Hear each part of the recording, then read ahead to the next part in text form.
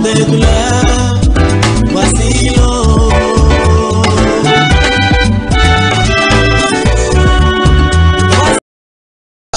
Ma frère célibataire à hygiène oyo zakati na service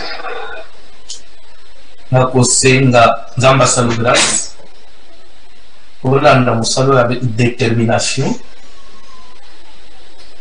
Je vous jure devant Dieu en 2022 bana basi belé o ba umela babalate bakobala en 2022 parce que j'ai beaucoup de signes. Tout dépend. Il y a une communauté. Tout comme au mois de septembre, il y a un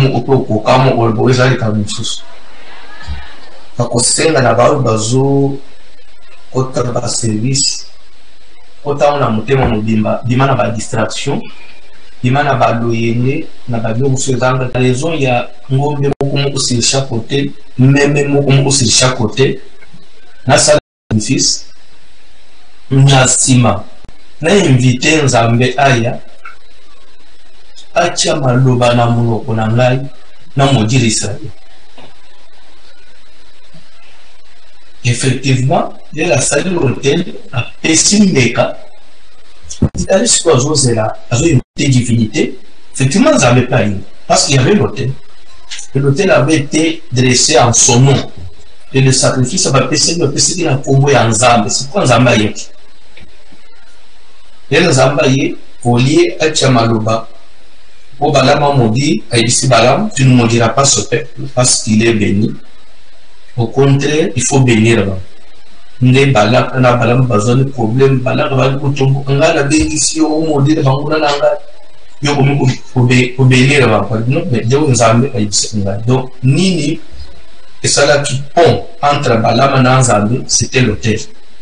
Parce que là où il y a l'hôtel, il y a une divinité. Là où l'hôtel subsiste, il y a une présence d'une divinité. Si on veut rompre avec la divinité, la première des choses, il faut renverser l'hôtel. Or, les hôtels sont liés aux alliances. Toujours si l'alliance, c'était parce que c'est un autre domaine. Tout le monde a dit hôtel et à Livoso, hôtel des paroles prononcées, des paroles dites. Et là, on va bota oyo, tu vas loba maloba. Amsuba loba na ba maloba. Oyebi, j'ai connu une famille de deux frères. Yaya na leki. Bazali papa moko bakiseni ba mama. Bandeko yo baswani na ndenge na famille ndenge baswana ba discuta ba loba na ba maloba. Ti suka ba yo ba tingana yo. To ba de somo kote to kolo banate tina liwa. Ba to conseiller ba mo ba yo ite. Bon, les ambientes, vous avez à mon soit les coupoya et jusqu'à la pour gérer bon quitter. Et dès qu'il va aller, dans le apétit, nous avons travaillé dans le Gabon, mais nous avons les battus par un papa soda. Alors nous sommes les battus soda. Nous tombons dans le Bocala. Mandeko Bakebitu. N'a pas fait de Bakebitumba. Là, ça va être une position pour nous na ba ennemi. Ndeko ya mususu balobake bakolo banatewa. Atombo la misu abuni ndeko na ye position placée ya za. Soda moko ya banguna asazi position talisi mundu kya betani. Alors, atali siko makila kinde pesa. Je vois mon frère na tête na danger. Qu'est-ce faire? Il faut bénéficer attention aux autres tirés. So bo sali que yena ndi balobana pour le banat. Attends il y a zo bénéficer ndi ouais quel pas bazo tiré ndi bazo baluka boy portana na zo tiré yé muto abeleli. Otema ça c'est outil il va n'était pas yenda kufi. Oya bénéficer quoi so ndi. automatiquement les bayina et bembela et dans c'est là alors pas faut le banatir ou le ya adresser mon inga parole ndi yo aller peut-être il l'a fait par amour ya kinde kwana mais abosana kezana malobelo ba maloba ezala hotel maloba ya mungu yoza alikamungi yo nanga loba nzamete keba maloba au commencement était la parole il devait bon oui ezala oui non ezala non oui ezala oui ni pour le soko se pele na likam le ba na se pele tu te limite na soko se pele na likam na se pele tu te limite na mais au gilet ou ba ça va seulement parce qu'on dit tout ce qu'on y ajoute vient du diable. Nous avons sur Satan tout excité. C'est toi-même nassé à Kanda Keba. Ne dis pas n'importe quoi, ne fais pas n'importe quoi. Parce que malheureux constitue un hôtel. Satan a parlé à Nazara la malheur. Zara bateau dans un bika. Parce qu'il y a eu des choses, il y a eu des paroles. Discutana mama loba na yobo, ma famille loba lobo. Pour les cas qui, hôtel de paroles, et aussi le deuxième hôtel, hôtel de religion. Et ça n'a pas famille au yo. Apparemment, ce qu'on t'a dit, ça n'a pas noté. Mais il y a un ce hôtel pour on a un baquet de salaire à Banganga Baniti.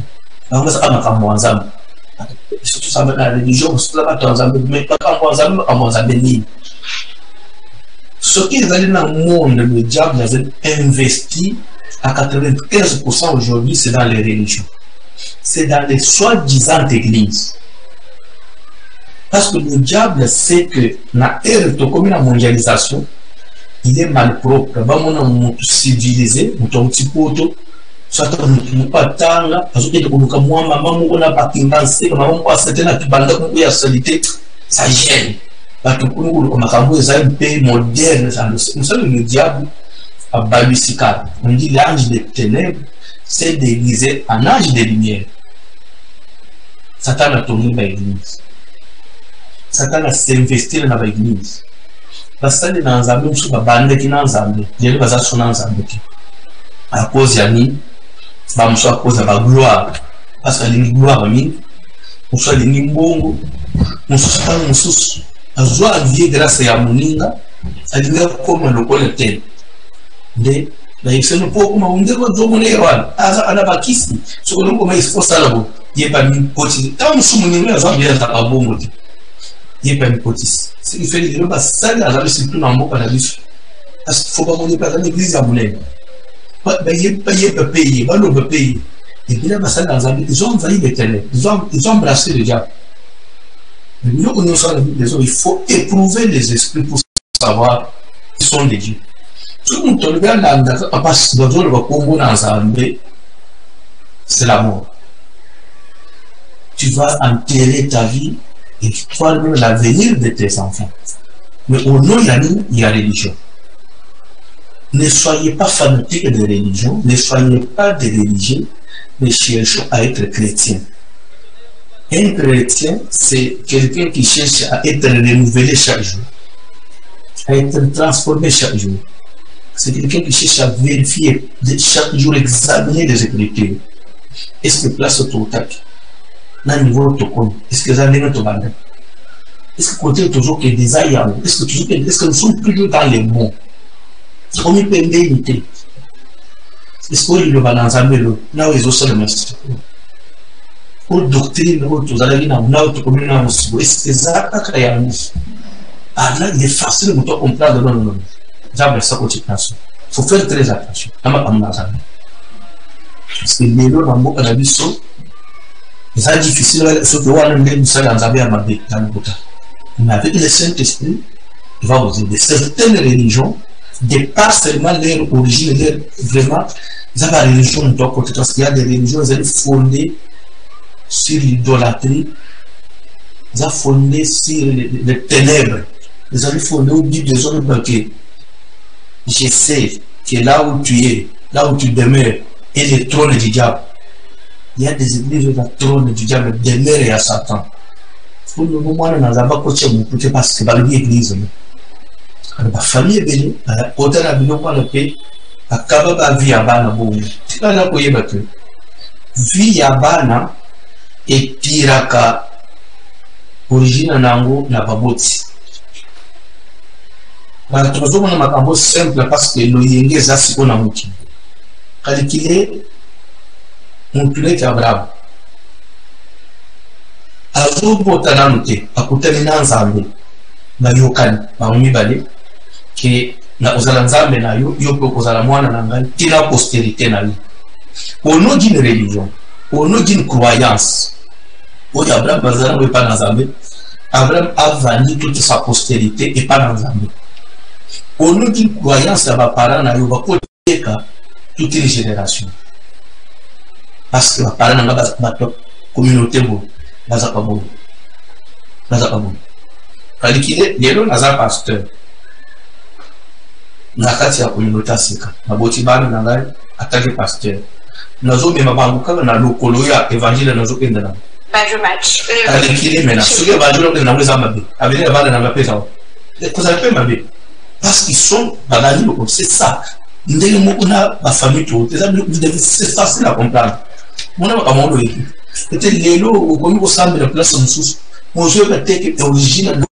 Vu va être comme de peu bandé. Donc on peut pour bali comme ce soit loin responsable par parent. Pour côté mais tu n'as pas encore détruit au tel bateau na moi déjà. Là où vient ça va ça va te gâter déjà. Les hôtels de religion. C'est pourquoi il faut nous saler et saler à chaque moment. Nous avons la conscience. Toujours, côté de la ça, tout. Parce que nous programmes nous connaissons pas. On vous écrivez côté des traditions.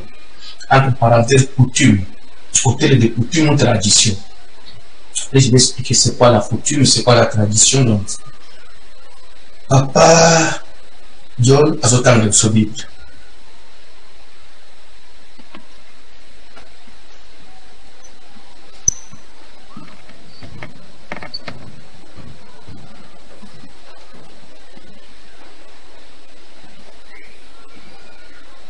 Nous allons à Mukanda, à Ézéchiel, chapitre 20,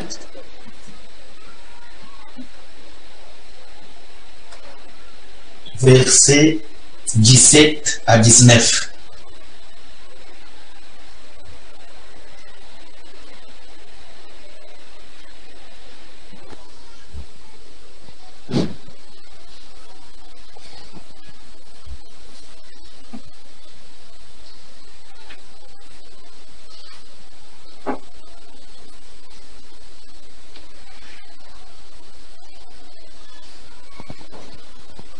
Totelemi likolo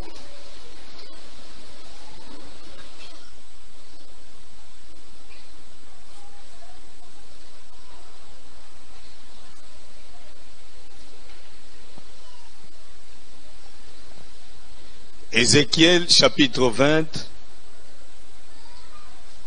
les versets 17 à 19, nous lisons au nom de Jésus de Nazareth.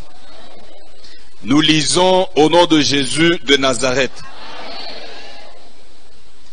Mais j'eus pour eux un regard de pitié et je ne les détruisis pas. Je ne les exterminai pas dans le désert. Je dis à leurs fils dans le désert, ne suivez pas les préceptes de vos pères, n'observez pas leurs coutumes et ne vous souillez pas par leurs idoles. Je suis l'Éternel, votre Dieu. Suivez mes préceptes, observez mes ordonnances et mettez-les en pratique. Parole du Seigneur.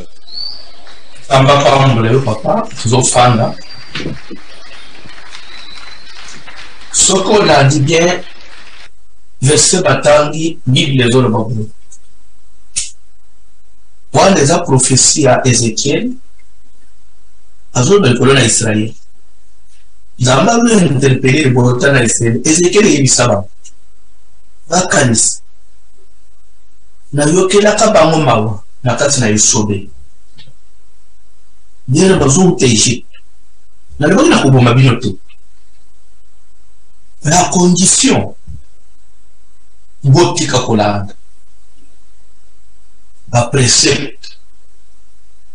Botika kolanda ba coutume. Na batata na bi. Bo se suye na ba idole na ba mote. Bolanda nde ba loi nanga. Bolanda ba précepte nanga. Bolanda ba ordonnance yanga. Bo se sanctifier. Bo changa pratique ndenga nzambe na ubikisa bi. Coutume, tradition et l'organisme. Coutume est ensemble et à précepte. Quand on dit précepte, c'est-à-dire ce sont des lois, ce sont des règles établies où ils allaient régir une communauté, ils allaient régir un peuple. La définition où il y a c'est un mode de vie.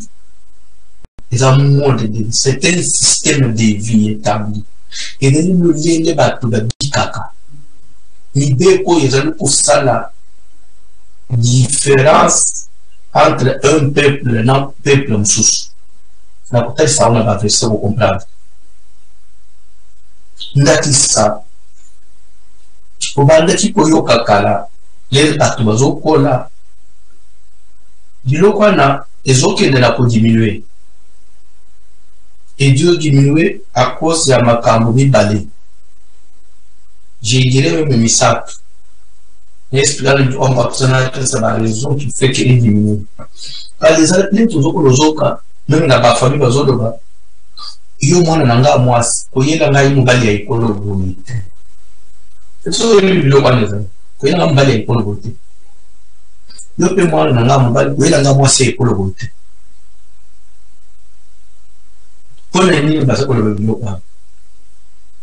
C'était à cause il y a coutume il y a école. C'était à cause il y a le lien à kubika il y a batoine. Ça dit que batsongolo bazotala où il y a biso nibe notre façon de vivre là où il y a bango posimbati. Alors pourquoi il y a la masse école? Dans un petit exemple. Na 96, 96. Donc, qu'est-ce que j'ai dit? Na 2016, pas 2016, 2006, allez, je dis, 2006. Tout ça déjà dans 2006. En 2006, na yambi sermo. Sera wana azolela na mwana ya bébé na mabo. Bazofanda na vie na commerce. Sera bali.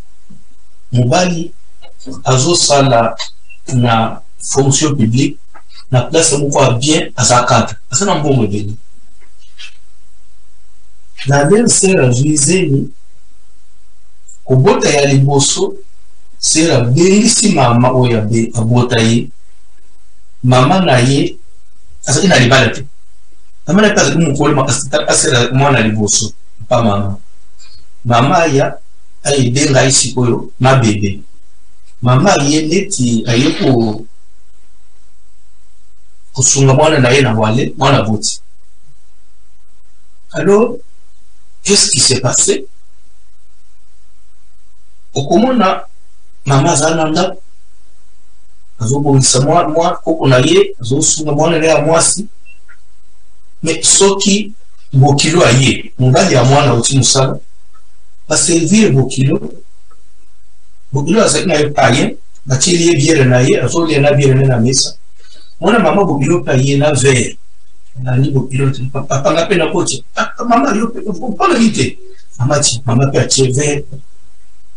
Et ce cas où on a après la pauvre femme de père on a peine à mettre maman bokilo na bokilo moi les moi ce qu'on a valé aux autres Donc, kilo wana ya respect wana, ndi maman le yazana ngote. Lande li solo. Ti eya ko évoluer que bébé aye kusala fièvre. Bébé aye ko bela. Bakena mwana na hôpital, ba retenir mwana na hôpital pona 3-4 jours.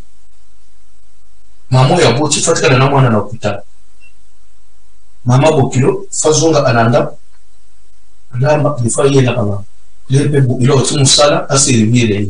Kwa zana mwana na hôpital. Nde batikali na fete. Nde siko zobi mana hôpital. Ukama siku ezali niwe bemaki l'église ya kolile pana ngasi makola na mate. Bokilo o ya mobile a une mission de service, il faut que le Lubumbashi. Une semaine. Ya ukama uzomona mwana ya mwasa zomona mbali na zoya na biye ya ye na ya mama bokilo tuzo endela mama bokilo Lubumbashi kwa kende koidenga. Na mama bokilo na mama ndio. Bo makanisa be yo zoti na mama na yo. Mwana babi mama na bakona sana. Mama waza bokilo na yo. Uspecially olie akende kulinga mwasi tikanga mo na ngadelelo mo bani. Sana ngadelelo mo. Amatima aviona mama bokilo baki. Sera yena ikiliza na bibi atuna papa. Ata musinzwa. Utwa beta na mama botama. Langa na mutika kuseka. Matuni ba economie. Natikilwa. Nadiki. Atesla economie. Matia nga pesukela na exemple angu sukelwa. Na fole na place one. Yena insister les Natuni akaboza économie. Parce que, Bandeko, je vais vous parler de la coutume. Coutume, au fait, au départ, et ça, ils sont comme au mot français, ils ont habitude. Donc, et loko yokozakana, et loko bika, manière bika d'habitude. Des coutumes. Le lien va tout vivre.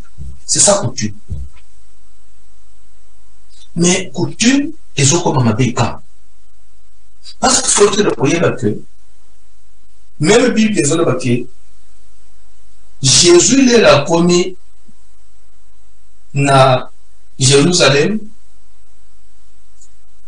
Il entra d'abord dans la synagogue comme c'était sa coutume. Quand on dit comme c'était sa coutume, la coutume de Jésus, veut dire quoi? Que Jésus a sa panière, à sa coutume, non? Coutume de pas le mot français, c'est l'habitude. C'est-à-dire que l'on mis ça pour ça. Mais, qu'est-ce qui s'est passé avec nos ancêtres? Nos ancêtres, ils ont eu à définir leur mode de vie. Niso, on va vivre bon. Au lieu à Kosukawana, et la plupart, il y a des gens qui ont ça sans Dieu. C'était les diables qui inspiraient ça. Ils ont Satan inspiré et ils ont rendu la loi, la précepte, ils ont rendu cela sacré. Et comme on dirait, nous avons bafoué. Nous avons bafoué. Ce qu'on bafoué, c'est la mort. Et c'est là que les diables maintenant s'est installé. Bible le Bobo. Le péché est venu avec quoi? Le péché est né à cause de la loi. S'il n'y avait pas de loi, il n'y aurait pas eu de péché. Ce qui est le jardin d'Éden, nous avons dit que si nous étions boités, à ce moment-là, nous étions fatigués, nous alliés au Yali, nous étions au Yali. Mais quand est-ce que nous sommes liés? Nathan, nous avons dit ne touchez pas ça. Les jours où vous en mangerez, vous mourrez. Et il y a le qui a touché. C'est pourquoi on dit le péché, c'est la transgression de la loi. Donc là où il n'y a pas de loi, il n'y aura pas de transgression. Et comme il n'y aura pas de transgression, il n'y aura pas de péché. le coutume ce que les amis pas précepte c'est-à-dire ezali biloko ya bato limbe kwa bato boyokani ya bato balobi boy liye olutango afo boy te osala boy akutana na boy kokutana na boy wana eza sikoyo nani aza nsima ya biloko wana c'est la sorcellerie qui est derrière. C'est le diable qui est derrière. Dans chaque contrée, dans chaque coin, il y a Mboka, Nakatia, territoire, dans chaque village, dans chaque coin, il y a Mboka. Il y a des esprits où il y a un coin. Ça rentre dans l'enseignement, il y a un monde des esprits. Il y a des esprits où il y a un monde. Et c'est le matin, il y a un monde qui est en grâce, pour le monde de faire, pour faire comprendre notre bien. Chaque famille est gérée par les esprits de cette famille-là. Et quand je dis les esprits de cette famille-là, ça ne veut pas dire seulement les sorciers de la famille, non. Le diable comme étant le prince du monde, Mukoziamuki. Il a des esprits de l'air, les esprits vagabonds, milimu ya mipepe, ba démon, à part Kindoki, à part Bandoki, à part Patata Moasi, à part Nokomutobuisanga. Il y a aussi les esprits de l'air. Au Bible, que nous n'avons pas lutté contre la chair et le sang, mais contre les dominations, contre les autorités, contre les princes de ce monde des ténèbres, et il ajoute contre les esprits méchants dans les lieux célestes. Les esprits méchants dans le camp céleste, c'est les esprits de l'air. Dans l'esprit de l'air, les esprits méchants là, ils ont l'esprit où ils gèrent à chaque coin.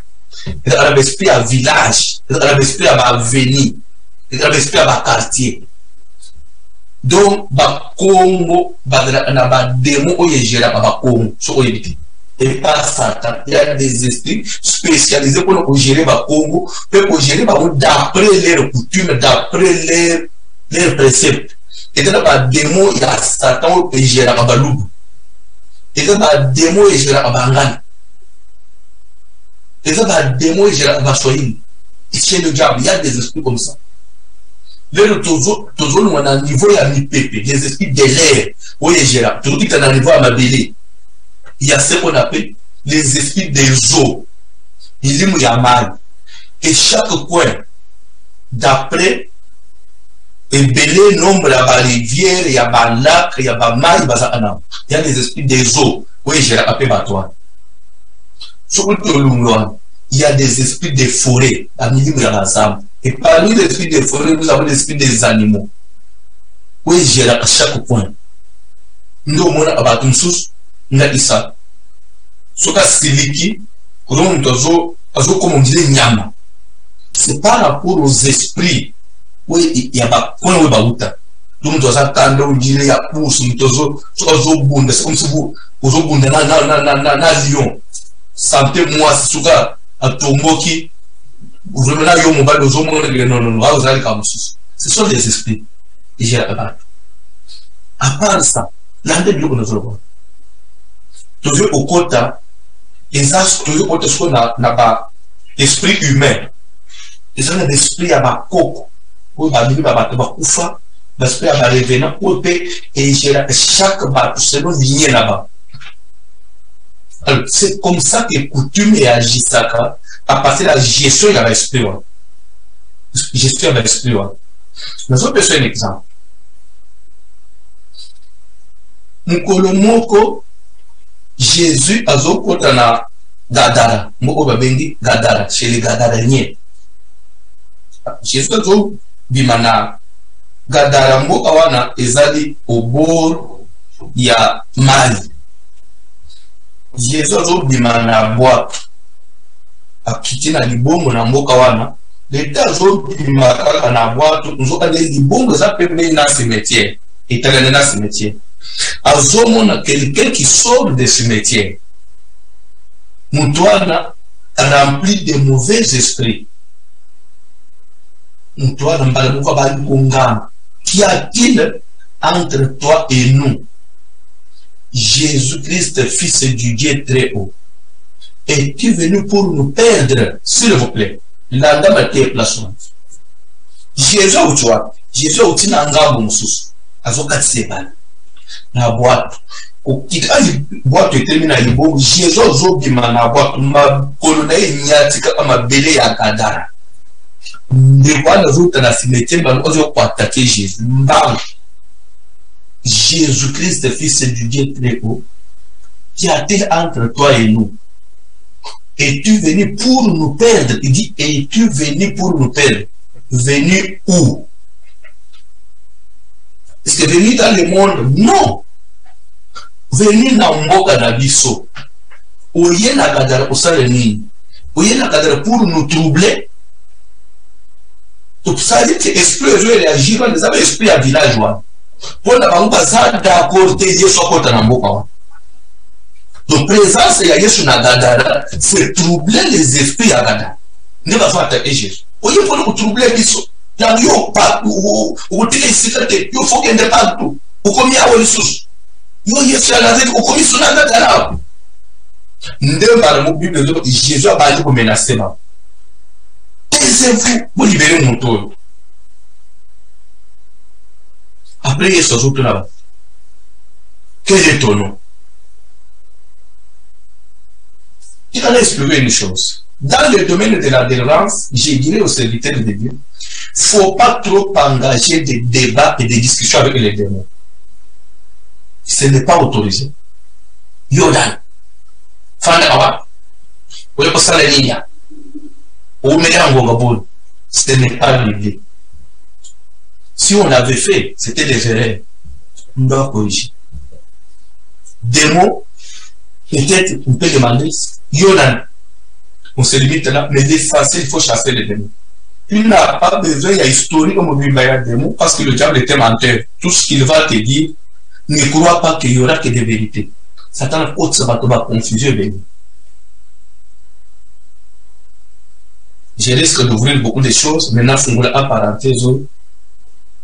Mukolomoko na banze ezali papa José oyaza na Iowa oya komi pasteur na se aya Iowa na États-Unis na ba frère Achille je crois na 2006 2008 na kalemele mewa bazo sambele le sermo c'est la mise un peu moins mais un peu moins semi mais tu sais bon c'est la colline c'est de moi banitolo. Donc, même si on a le sur la démo, de moi, le bar, et ça, biso famille à maman d'ailleurs, biso va tout au kangaye, moi, oyo, nous avons des sœurs, aïe, papa, naïe, maman, c'est papa. Nous disons, on m'a payé, moi, et moi, je suis à vous. Nous sommes des tout au kanga, aïe, papa, naïe, papa, nazana, mbongo, bébé, ou serait papa, naïe, à Obonga. Papa, naïe, ou papa, naïe, Kengwado. Je vous jure, devant papa, naïe, Kengwado. Si vous avez un peu de temps, vous avez un peu de temps, vous avez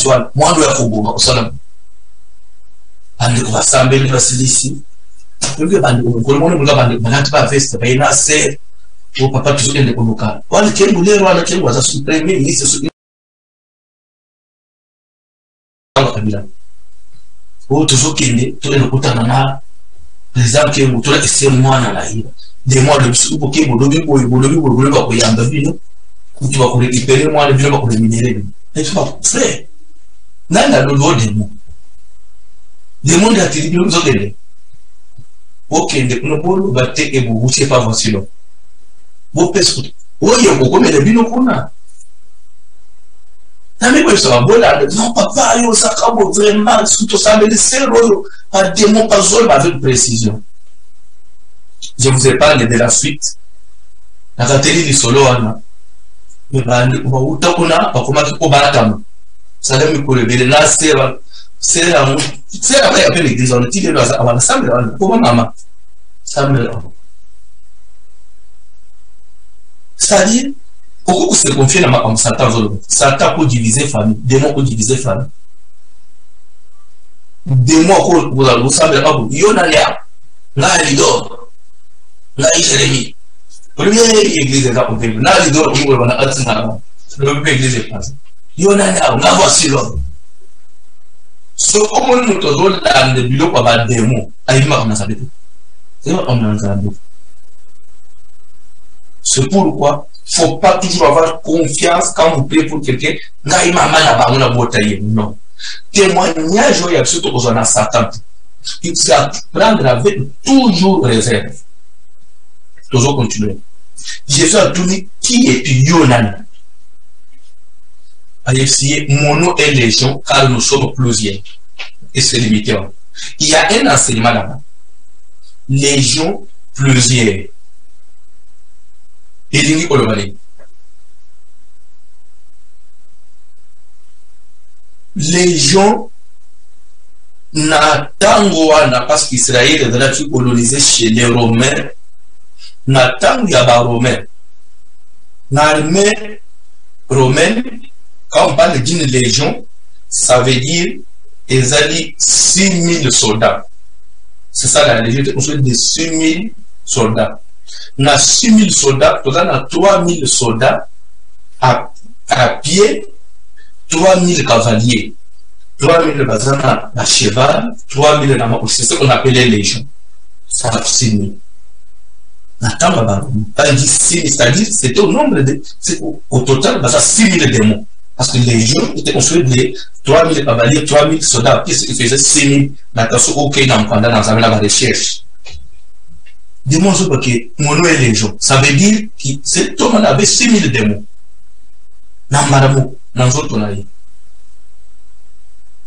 si Jésus a révélé le roi des apôtres comment est-ce que nous t'osons de posséder niveau nous t'osons de posséder. Mais ça ne veut pas dire que Jésus voulait engager trop de débats avec les esprits, non. Les ténèbres et la lumière, il n'y a pas de dialogue. Non. La Bible dit, à mon nom, vous chasserez les démons. Les démons, il faut les chasser et pas vous discuter avec les démons. Jésus a dit, menacer mon vie. Et dit, le les démons, le bâti n'a rien. Et tu es venu pour nous perdre. Oyenambo a supposé que c'est na mabele na biso. Jésus a dit à Bango, taisez-vous et posez la patte na moto. Parce qu'aux Anzambe, tu peux désobéir na yote. Mais, tu as d'accord tobila parce que tu peux boire ordre na yote. Mais à condition yope, comme une mission na mabele yote. Ne nous envoie pas hors du pays. C'est écrit comme ça. Ne nous envoie pas hors du pays. Nous ne nous avons pas en dehors de ces territoires. Pourquoi les démons refusent de sortir de ces territoires? Parce que c'était son territoire. C'est là où il était censé travailler. Les démons étaient censés œuvrer dans la dernière. Surtout là, c'est une chose pour ça. Parce que déjà, dans le monde, Satan s'est réparti comme ça. Quand je vais rentrer dans l'enseignement, c'est pour comprendre il faut que il y a des esprits qui travaillent chez les Bakongo, qui ne peuvent pas, qu'on ne peut pas retrouver chez les Bangans. C'est pourquoi il faut dire que les nazo bala moi c'est Moussoyi. J'ai affaire à quoi? Les nazo bala Moubaï à Moukongo, j'ai affaire à quoi? Les nazo contre la village boy, il y a quoi? Ce sont des choses que les gens ignorent actuellement. Au moment où on a Kalaba, tu vas y avoir des embêtés. Mais il faut que tu aies un arrivé pour payer la main pour le bout. Il faut que tu aies épargné par un affrontement et l'esprit moussous. Peut-être, dans le niveau de la banque, parce que nous avons un c'était dans le sens. Mais, il faut que s'il est pour physico, il faut que le beauté, et diminuer ma casse. Et diminuer avec quoi? D'abord, première raison, et diminuer avec exode rural. Exode rural veut dire, tu veux vivre dans la ville. Dans la ville, il y a la civilisation. Dans la civilisation, il y a quoi? Les gens peuvent se retrouver à l'université. Pas message. Les gens peuvent se retrouver à l'église. Les gens peuvent se retrouver dans une société, au travail en ville, dans les salles, dans l'ingani. Mais quand la province là-bas, c'était difficile à mélanger les salles. Avec les voyages, les autres rurales, on se voyait poto. À ça, la poto, il faut que moi, si tu n'ailles pas là-bas, c'est un peu difficile. À côté de là, moi, si mon corps, parce que mes salles, à l'ingani. C'est ça les raisons où ils ont ça, on se fait quoi. D'abord, il y a cet exode de la rurale, il immigré vers les villes et la civilisation. La civilisation, c'est-à-dire la mondialisation. Mondialisation, c'est-à-dire bannissons les frontières. C'est ça la mondialisation. Monde comme un mot, si vous ne comprenez pas. Et troisième raison, les églises. Avec les églises et les prédications, dans les seigneurs, il n'y a ni grec, ni juif, ni romain. Nous tous, nous sommes rachetés par le sang des juifs. C'est bien beau. Mais il faut que tout le monde racheter. On peut réellement racheter.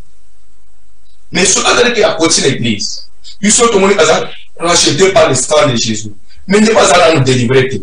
Il a les esprits de son village. Le village pas joué son mois et à moi. À qui il a eu le bas. Après l'opinion pour l'aide. Le village c'est là, je l'ai vu son salle d'ensemble. À quel moment c'est ça? Pourquoi? Parce que nous confessons les choses, tout ça dans les seigneurs. Mais est-ce que tous ceux qui sont à l'église sont dans les seigneurs? C'est un problème. Les coutumes. Il faut que le diable travaille sur ces systèmes-là. La façon dont Satan est vrai, n'a pas belé à miner. Et ça n'est pas vrai à la chasse. Façon Satan a joué vrai dans la chasse, ça n'est pas vrai dans le Bokati. Il y a les filles de Kinshasa, na fille à province, par exemple, à fille à province, na ville, na fille à village, bazabas, batumi balé bapesi. Nous connaissons Moubali ya Mok, na Moubali ya ville, na Moubali ya capitale, na Moubali ya porte, parce que 4 Moubali bapesi. Ce qu'on parle Moubali ya porte, il faut qu'on parle Moutoumsous. C'est vrai, à ça Congolais, mais Congolais à porte. Il a une autre façon de voir les choses et niveau ya combat na yezana niveau Moussous. Adana be supprime Moussous. Oh, il y a un mois, babali tout bonnement. Azaku poli na Kishasa, akomi na poto awa, et na poto, mbale mone na amwasite. Ce qui biloko Afrique, na poto, mbale pa ko sokola basali, mbale pa ko la, yo po femme, à cause de lui pas débarrasser. Effectivement, on ne pas changer. Azo changer, avec ça, changement aka mututé, na esprit à moi pe la takaba. Tout le monde est là, on dans la vie de prière, dans la connaissance de l'organisation, l'espoir de l'attire. Nous devons avec la police. C'est le 100 mètres. Pour qu'on y ait la place dans la Nazareth. Ni les filles, ils ont l'esprit à moi. Surtout moi, le mois il y a caroté. À la place de choses. Et ne pouvait pas réagir de cette façon. C'est comme quand nous déplaçons les enfants. Aujourd'hui, je vais me battre dans vie de prière. Est-ce que ma colonne avait esprit à moi? Nous avons eu la batte. Même moi, je l'ai à la peau. Moi, on a commis comme la jambe, comme la drogue. On a commis la colère. Où se peut-il que la chasse? L'esprit a placé à pied. Dans le niveau spirituel, il y a pour quitter. L'esprit emporté. Alors, c'est ça. Dans la coutume, il y a plus ça. Il y a des esprits qui travaillent, des esprits sectaires, donc, les esprits des sectaires, des esprits territoriaux. Dans l'esprit de la territoire, dans l'esprit des sectaires. C'est terrible, il y a des esprits comme ça, qui travaillent selon les points, selon les milliers. Le coutume, ils ont fonctionné dans l'esprit, il y a territoire, il y a école. Le diable travaille dans ce système-là. C'est ce qui fait que vous devez savoir tous. Je vais évoluer avec vous. Surtout parce qu'il y a des jeunes qui sont en service aux de la Mabal. Jacob, azo uta epa ya papa na mama. Isaac na Rebecca. Azo kende kulu amwasi akoba. Mutu azo tinda kende koba le pa là-bas, eza nan. Eza papa na ye, eza mama na ye. Ponani, là-bas, asa le grand frère à Rebecca. Quand même Isaac a yebaki Rebecca bien. A yebaki famille à Rebecca. Famille à l'habituel, a yebaki à Rebecca. Mais, oubliant que là-bas, au côté à Tikala, chez les Amoréens, Mokawa n'a pas évolué. Par l'esprit, Mokawa n'a pas évolué. Les Anatang, il y a Rebecca. Jacob a été pas nous on a ba solo li bien na ndela ya bolingo ya mwana na mwana nokona mwanangas le Jacob a posé comme ya que je te servirai 7 ans au personnage d'Afrique d'être Rachel tout na Jacob tout na Bible interroge la Bible Jacob a yamba yango avec amour, sans arrière-pensée. Et il va même dire, j'aime mieux te la donner que de la donner à n'importe qui, à un autre homme. La possibilité, la personne n'avait pas ya yo mwana na seconda na yi. Au personne na mutum sous. Le mariage, bala mutoyo yebi que ko bala n'importe qui. Il dit, j'aime mieux te la donner que de la donner à n'importe qui, à n'importe quel homme. Mbali yo sera mbali ya ubala. Moi sera ubala. Ça c'est la déclaration de Laban. J'aimerais encore Rebecca et Rachel, elle n'est pas là. Kazalana, mbali mo ubuika. Pour ça mbali, nazala mandef. Ça mbali, pour ça mbali, ina mbo. Oyoka. C'est un époque. Et s'engage sur moi. Une autre force va intervenir. Et cette fois-ci, ce n'est plus là-bas. Ce n'est plus la nature ya noko ngai Jacob na ye. C'est ba esprit siko ya mboka ba fandi qui fonctionne dans le système ya coutume ya place. Coutume so ya place. Et ça que les akobala avant ya yate. Ça ce n'est plus là-bas. Ce n'est plus l'affaire de là-bas. Maintenant là-bas se retrouve buté na une force ya mabele. O ya fandi. Kotoyo mwananga saza asa servir nga je lui dois mais mabele na fandi tala coutume tala ba esprit ya mboko pa ko permettre la voter là-bas maintenant c'est entre les marqués et la clé kotoyo mwananga c'est famille kotoyo coutume là-bas asa une position comme déséquilibré. Jacob maintenant a utilisé force non donne-moi ma femme a pas le que faire tout me c'est ma sap to ko sai ne ba langu si Jacob kende kona tuyele omwasi nde bayinali yabachini.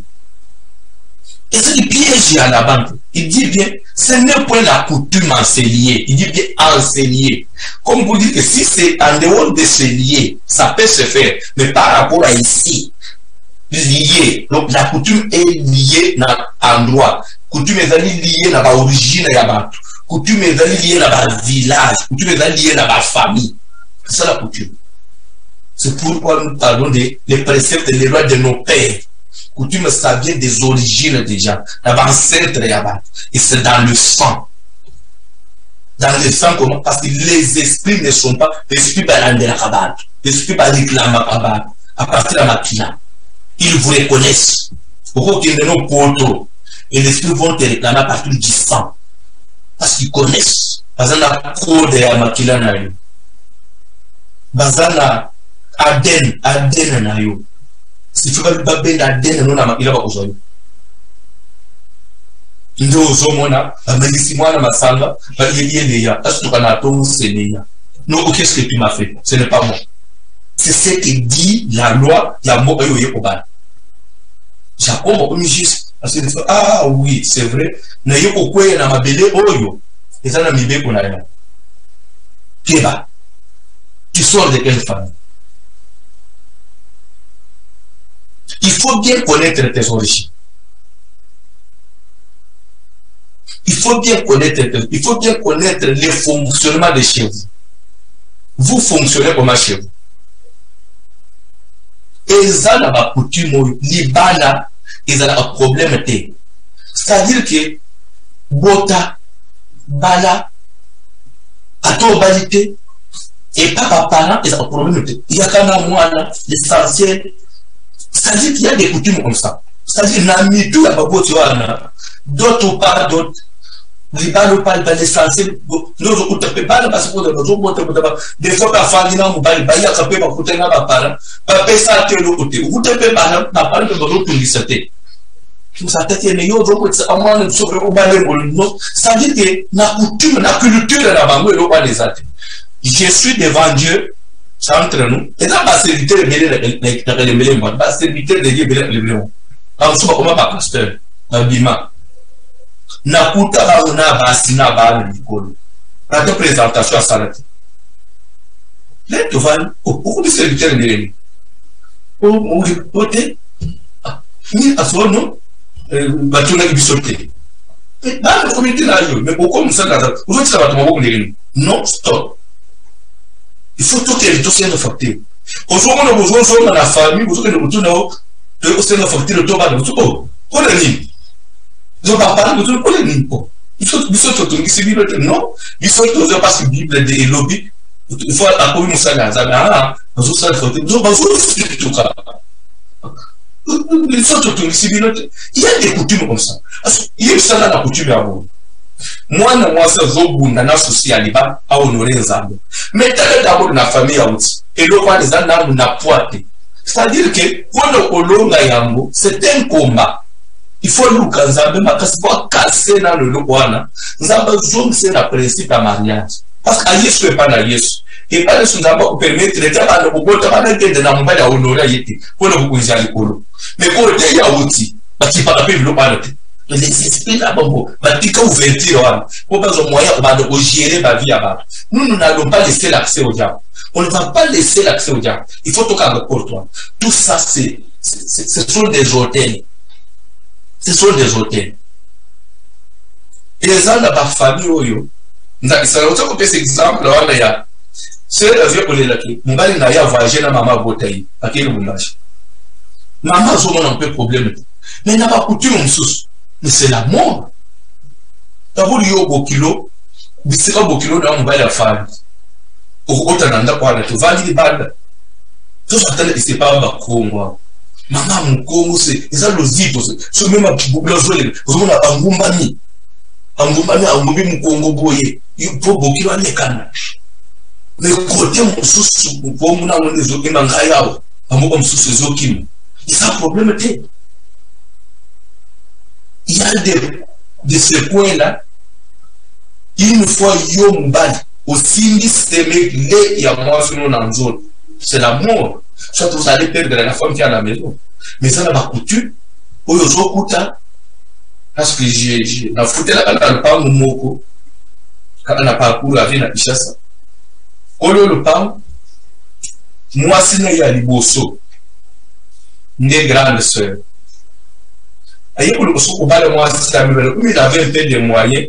Il avait un peu de moyens. Famille à moi, si il y a des bossos, on constate. Moi, je ne pas de sous. Non. On voit un bon liban. Il n'y a pas de sous. Il y a moi, même père, même mère. Il s'est les sous. Il y a des sous. So, il y a des sous. Il y a des sous. Il y a des sous. Mais les qui ont un peu. Les mots, azaki kwa kukola nanda kwa kotanga nanda kwa après il va baler sur la série quand nous sommes bande ya na yi bazoka bula batura babonisi oso ala bi baler ensemble pe ba fandi ya leza baswana kati afutele na pamba lobi il est ça kambula na mpilo mona makambo c'est-à-dire que chez eux c'est normal mais ailleurs c'est la mort ailleurs c'est le scandale bref RKI modérateur à 4, je suis obligé de y accorder les mawana. Bref, c'est pour vous dire que l'objet d'amba sunga, toujours que nous faisons le bloc pour comprendre. Tout n'est pas une église que la première est là mon assis. Non, on t'a fait avec la Bible. Et là mon assis, exemple le bawana. Parce que ce que l'église cambouillère, que là mon assis, bongo. Jésus n'allait pas dire, j'ai été envoyé premièrement au brebis perdu de la maison d'Israël. C'est maintenant qu'on va le côté de la nation. Et ton côté, c'est un adhérent en Zambie. Bible les autres, si les prémices sont saintes, la masse est aussi. Si les prémices sont mauvaises, masse est aussi la mauvaise. Ne crois pas que Bible il y a pas confusion à l'oyenge avec les autres à la maté. Des hôtels, des coutumes ou des traditions. Il faut ça la prière. Quand je parle de ces histoires, dans ces pays là-bas, dans ces jours là-bas, j'ai dans service. C'est là-bas coutume. Aux amours, moi, on a il faut aller à un papa pour nous. Un coutume à la vie. Au bout de papa pour nous, c'est singulier, dire on a dans des endroits, dans des familles, dans un autre. Dans des à Boutou, il y a ces pays, avant les choses dans des à Boutou, à jouer délai. Déjà ça condamne. Les spirituels dominent sur les physiques. Nous avons ce que balles dans moi et ça. Et nous avons un droit, normalement, dans la famille.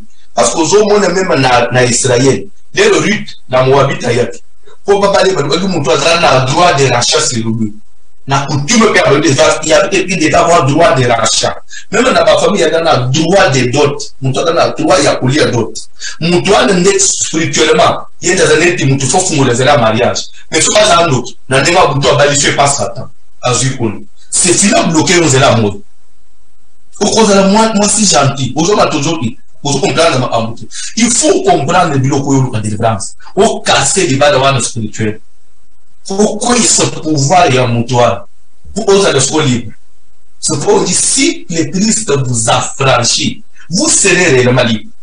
La délivrance n'est pas le fait de tomber mais c'est le changement intégral de la vie en nous. Il faut vivre le palpable à tellement il faut mayebi kantik ngongekei parce que quand le président est belé pour limbisa samba songa mateo là il faut comprendre le bloc kantik comme il y a 2 minutes mayebi ali saki le ko yo kana le mal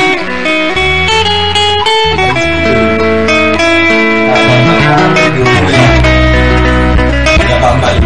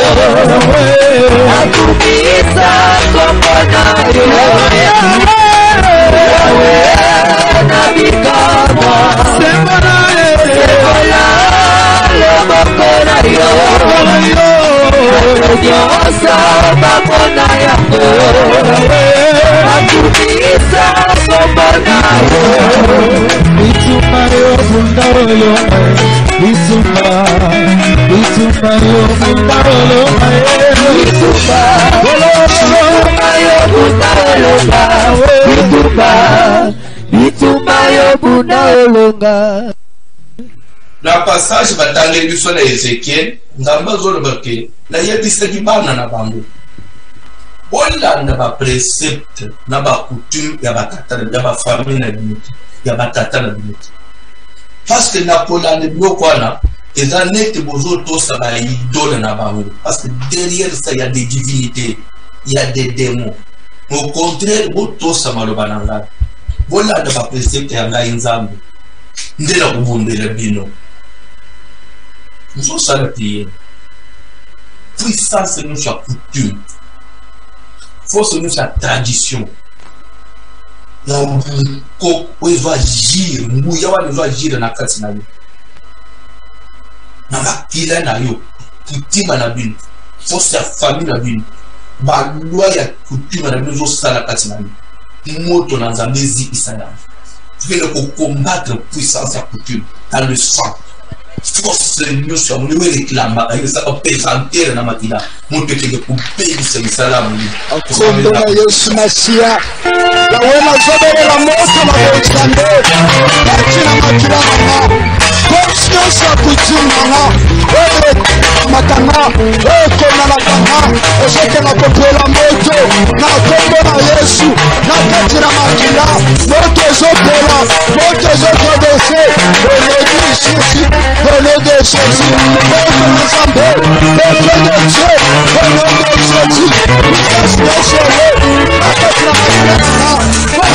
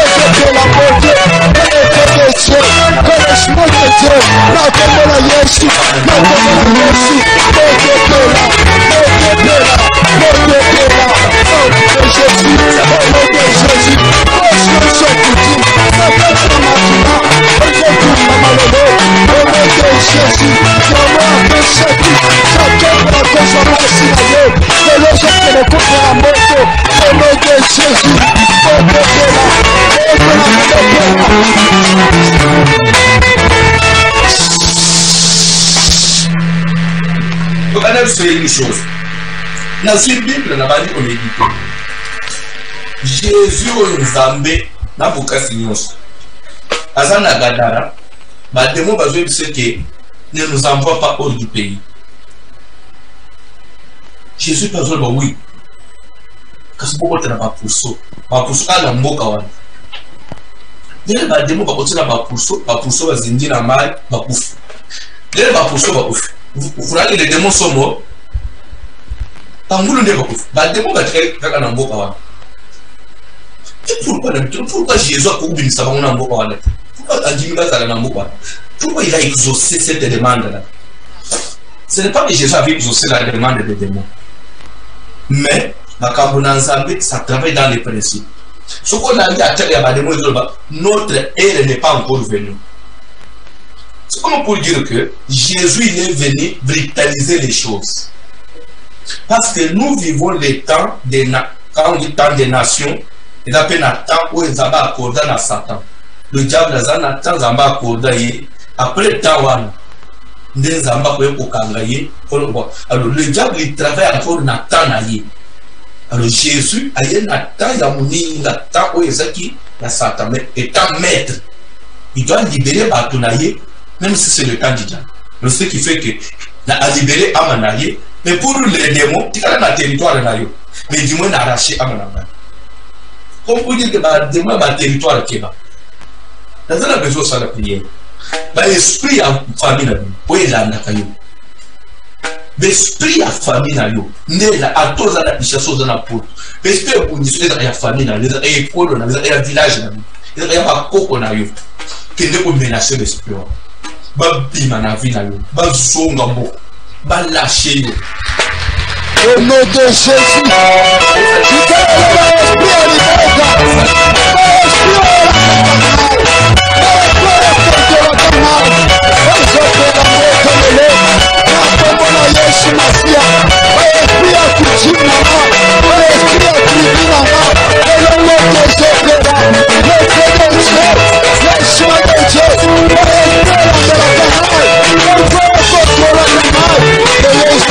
je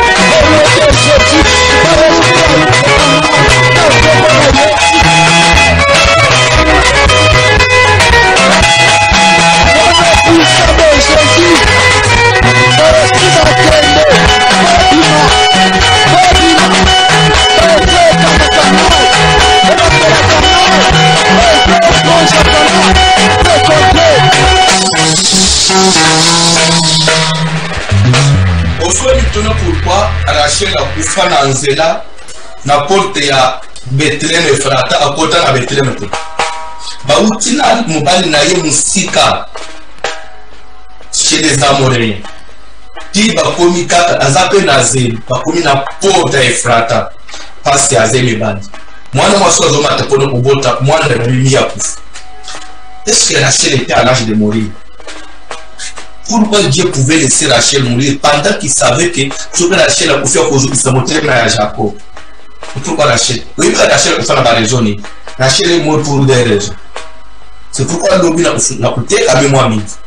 Raison, il y a des morceaux. Rachel a fait un hôtel des paroles. On ne devrait pas en hôtel des paroles, parole, il y a Jacob, hôtel et bon Rachel. Et de deux, Rachel est morte pour une raison ni Rachel a yibaki dikeko ya papa na ye na banzambe na kanda wana parce que banzambe ya kutuma wana ni mtu ampeshe ya azala mwasi ya liboso ya ya moto libala na ye a derobaki a ibimise banzambe atata na ye azokende na banzambe ya chez les Amoréens azola kota na banzambe wana na Bethlehem. Dieu ne pouvait pas permettre. Elle est morte là-bas et Bilo na épée était allé voir. Ces thérapies ne sont pas entrées à Bethlehem. Banzambe il y a beaucoup comme soit contre côté. Dieu ne peut pas accepter Banzambe mais contre dans ma belly à Bethlehem. Les amants vous mêlez pour la femme. Au fond la lobby. Si Dieu ne revient pas, il n'a pas besoin de la prière. Ce qu'on t'a même la bande ton ami. Aux âmes à chasse. Ce qu'on l'autre ami dans le pas la Bible place au poulet. Aux âmes à l'autre ami famille. Au moins d'abandon ça te ramène en arrière. Ça veut dire que les combats que tu as ne viendra pas derrière. Les combats de chaque personne viennent de ses origines. Parce que ce sont les esprits des origines qui combattent les gens. Tu ne peux pas être combattu par l'esprit des étrangers. C'est un peu rare, c'est difficile. Où sont ça la prière? Où sont ça la prière? C'est pourquoi il faut moi naïve à origine naïve. Donc tout ça il va papa na bagoté, na bandote comme na l'autre ça des fois comme ça na ba nous tous les papiers d'identité, des fois azana identité me douter, ça c'est une âme perdue. Donc les années d'avion moko et boum qui trajectoire de soi et se perdre dans le polo. Bazo repérer à nous sur la patrouille de contrôle. Nous allons le bon au nom de Jésus. Aujourd'hui, molto itana origine na yo. Condamnation nyonso. Et où t'as la origine, où il faut qu'il colanda yo. Même la vie abana na yo. La Congo na Yesu Masia. Tutamoto la bonzambe pela. La origine na ngai. Au nom de Jésus. Que le feu de Dieu. La origine na ngai.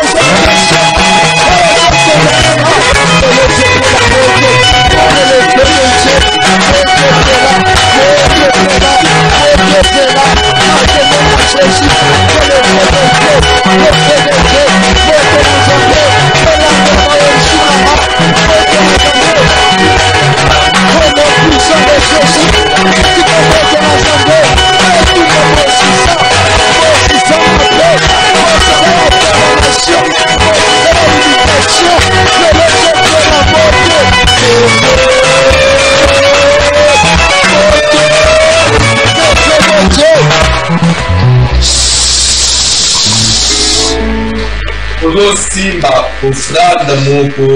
L'homme te souhaite une heureuse année.